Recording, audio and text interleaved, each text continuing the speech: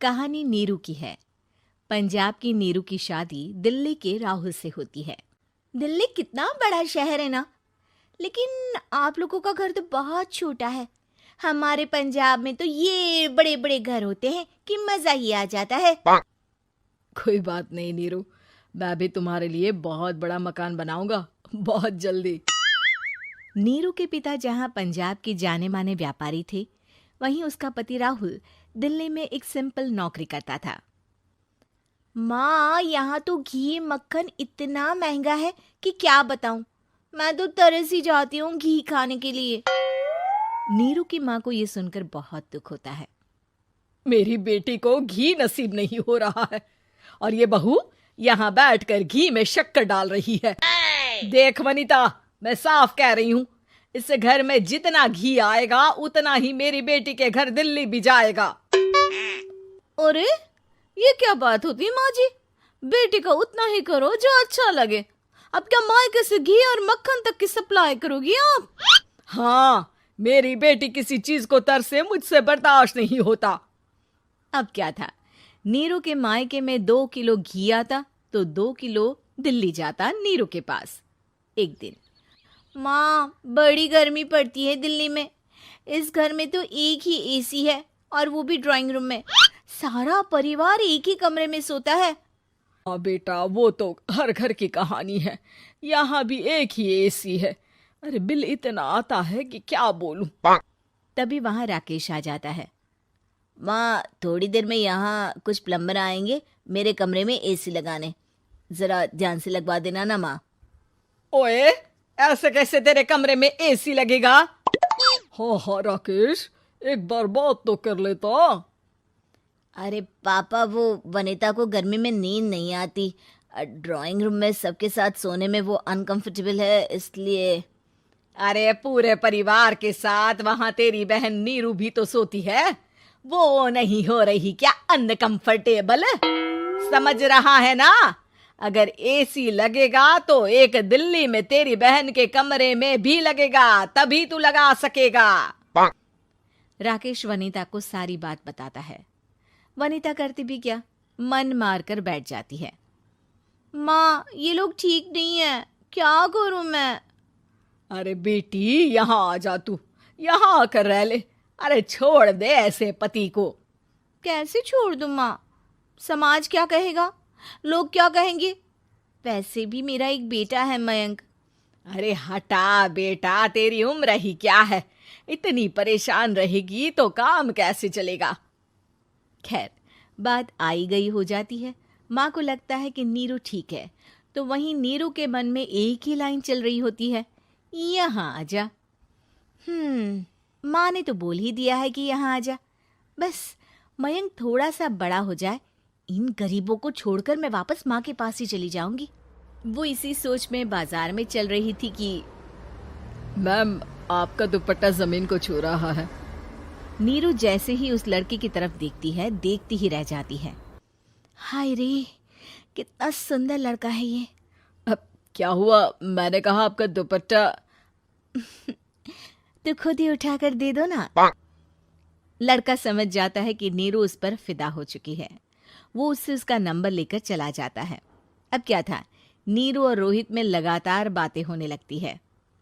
मैं हरियाणा का रहने वाला हूँ, यहाँ एक बड़ी कंपनी का मैनेजर हूँ। अच्छा, और कितने बच्चे हैं तुम्हारे? बच्चे? अरे मेरी तो शादी भी नहीं हुई है। तुम बताओ, शादी करोगी? नीरू शर्मा जाती है। अब लेकिन मैं तो पहले से ही शादीशुदा हूँ। मुझे फर्क नहीं पड़ता, बस तुम शादी कर लो, भाग चलते हैं। बहुत पैसे वाला हूं मैं, हमेशा खुश रखूंगा तुम्हें। नीरू रोहित से मिलकर सारा प्लान बना लेती है और फिर एक दिन घर से भाग जाती है। दोनों शादी कर लेते हैं। शादी के बाद, क्या बात है नीरू, तुम्हें परेशान सा देखता हूँ, सब ठीक तो है ना? हाँ हाँ, सब ठीक है।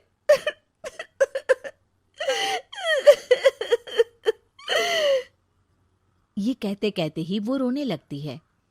अरे क्या हो गया, रो क्यों रही हो?